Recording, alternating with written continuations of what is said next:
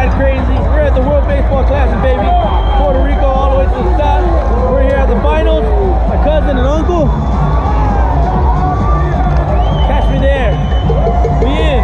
We on. We done. We out. Get another one. Want it, grab it, push it, smash and get another one. See my dogs on top. That's a math up. Multiply that money up. No, that's just half up. What's going on, peoples? Madness Table again here with another episode. Listen, guys, I know I haven't posted for a while. Stuff came up. I'm in a move right now, transition, but now I'm back. I'm gonna try to keep making those videos come through, and let's just get started today, guys. Today's the NFL draft, baby. Let's go. In order to get an NFL draft going, I think you need a mock draft. But where do I get one of those? And I think I've been coming up with the cold. Achoo! Whoa, there it is. Wow. Alright, guys, this is my mock draft. I know you can't really see from here, and if you can't, sorry, you really can't zoom in right now. I'm gonna hide behind the board like this. Peekaboo. So this is my 2017 NFL mock draft, and I put a lot of work into it. Of course, a lot of people will disagree. Some people will agree. Now, I didn't add any trades, but you know for sure there's gonna be trades in the NFL draft because that always happens. But this is what I feel each player fits that team. So let's get started. I'm gonna explain why these players got chosen to these teams, and this is what I think. Let's go. So with the first draft pick in the NFL draft, your boys the Cleveland Browns select Myles Garrett, the DE. That guy's bad, man. Big old dude. And I feel like the Browns really need defense because even if they had offense, their defense is alright and it's kind of garbage. Let's be real. So that's a top prospect in this whole draft. So I could see him going #1 overall. If it changes, can't do nothing about that. Now, the second overall pick, the 49ers get the QB of the future, Mitch Trubisky. Now, they could go defense, they could go different type of things. But for a new coach and a new GM, for this team to get started again, that QB is going to be #1 for them, and they're going to start building to the future. Now, with the third overall pick, the Bears select Mike Williams. A lot of NFL analysts are saying that they're going to go defensive end and cornerback or safety. I feel they're going to get another wide receiver because after losing Alshon Jeffrey, those guys need a wide receiver threat to go with Mike Lennon, the QB that they signed to a max load of money, and he's going to need some weapons. Now, I know they just drafted Kevin White last year, the wide receiver, but so far he's a little jittery, and the guy can't just stay healthy. So, now, the fourth overall pick, the Jaguars select Jonathan Allen. Big old boy. That defensive end, that dude's huge. And Jags, I feel, you know, they could go running back or wide receiver or cornerback, safety. But these guys just need a big guy to plug in the D-line because these guys' defense is not that great either.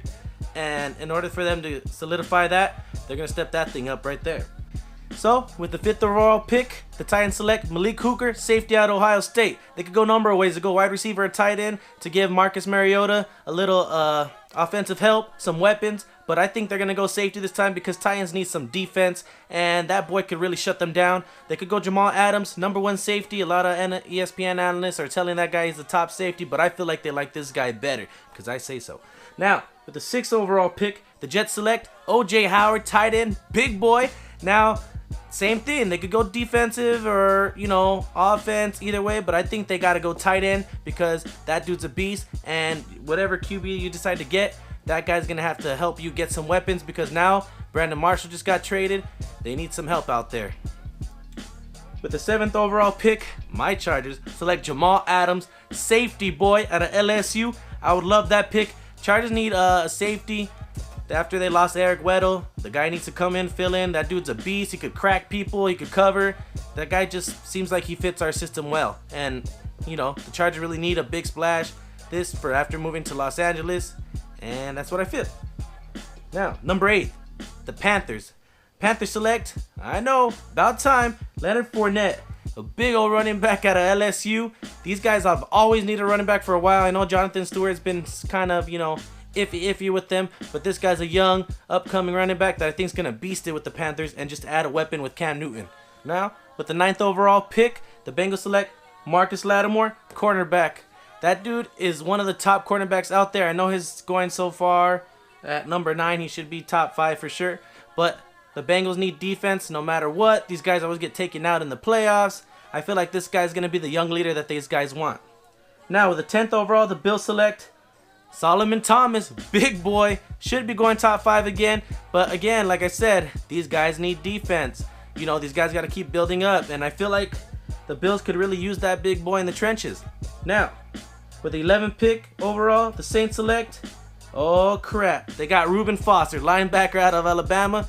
The dude should have been top 10 for sure, but you know, he went one pick out because the dude had a little fed up in the combine, got all pissed, walked out.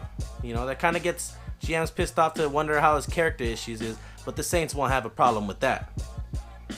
Now, with the 12th overall pick again, the Browns finally get their QB of the future, Deshaun Watson out of Clemson. That dude has been stepping up for them, won a national championship with these guys, and I feel like the Browns are really going to be happy. They got their top defensive player and they got their top offensive player. Let's run it. QB, there you go.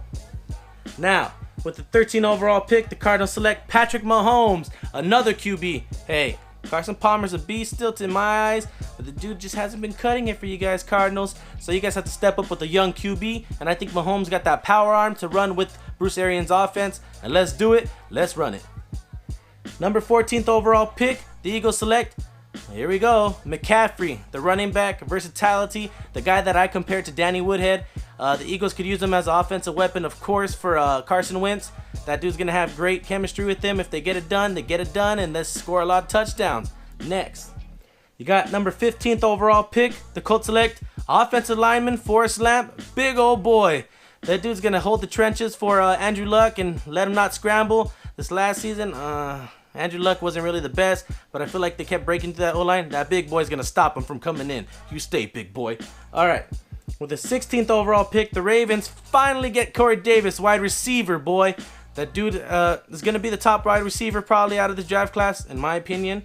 But, you know, they finally need an offensive weapon. I feel bad for Flacco. You don't really have no one around there besides Mike Wallace. And I think this is where they go.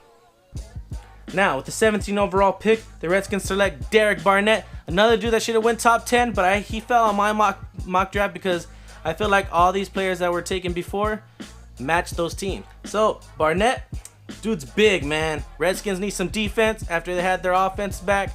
They got their Kirk Cousins back, and I feel like this guy's going to hold the trenches for them to go sack the QB and help the offense get back on the field. All right. Next, with the 18th overall pick, the Titans again select tight end Njoku. Now, finally, the Titans get their offensive weapon for Marcus Mariota. Big guy did great in the combine, one of the top tight ends besides Howard, and that should help him out. With the 19th overall pick, the Buccaneers select Hassan Reddick, linebacker. Now I feel like that guy has been moving up. He was supposed to be a second rounder at the beginning when all this mock draft started happening. This guy built his way up to my mock draft. The dude's going to be a beast, and I feel like he's going to fit the Buccaneers. They need defense, like I said. Their offense is pretty stacked now after they got Deshaun Jackson. With the 20th overall pick, the Broncos select Harris, DE. Big old boy, another guy. They need some help. Their veterans are getting a little bit older on the D-line besides, obviously, big boy. You know what I'm talking about. If you guys don't know who I'm talking about, don't even watch this video because you guys should know his name already. Von Miller, bro. All right. The 21st overall pick, the Lions select Tre'Davious White, cornerback. That dude should be top 10 in my opinion, but, you know, there's other prospects higher than him, so he should help these boys out a long way because these guys, Lions, really need defense because their offense is all right, especially with Matthew Stafford, but I feel like they need to build on the defensive end side. Now, with the 22nd overall pick, the Dolphins select Jabril Peppers, cornerback / safety, running back. This guy could do everything. He fell because he just didn't pass his drug test recently, but the dude's still a talent, and I feel like to get him at 22nd overall, the Dolphins are a no-brainer to get him, right? That's a steal. So, with the 23rd overall pick, Giants get another big boy to hold their O-line to help Eli Manning. I don't know how to pronounce the name. I think it's Ramczyk or some shit. Ramczyk.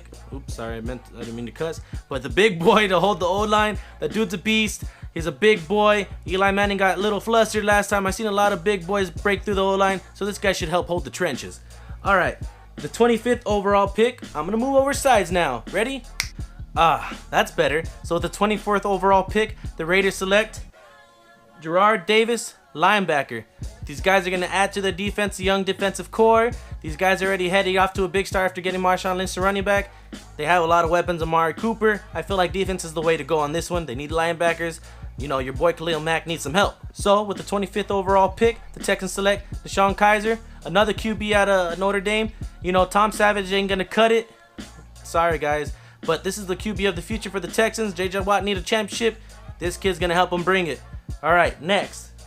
We got, with the 26th overall pick, the Seahawks select Quincy Wilson, cornerback. Now, Earl Thomas just got hurt. I feel like this guy could fill the void at safety, but he's a cornerback also, but they need help with the Legion of Boom. The young guy could do it. Quincy Wilson's a young talent that I feel like that everyone sleeps on actually in the mock drafts, but I feel like that's where he's going. Now, with the 27th overall pick, the Chiefs select Dalvin Cook, running back out of Florida State University.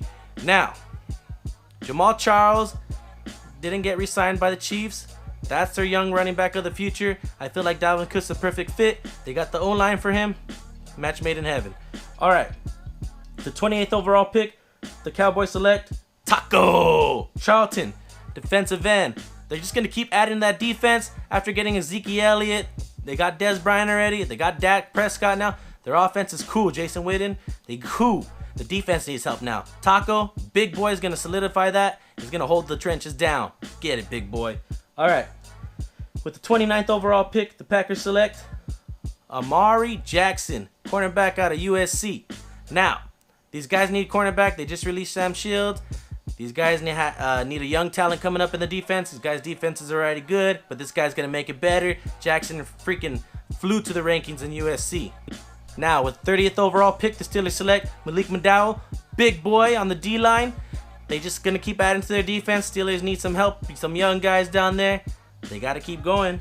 All right, with the 31st overall pick, the guys that made a Super Bowl last year, the Falcons select your Bulls. Offensive lineman again. They need a big boy, hold it down. Patriots got through in the second half of the Super Bowl. Cost them big. That big boy's going to hold it down. Let Mike Ryan do his thing.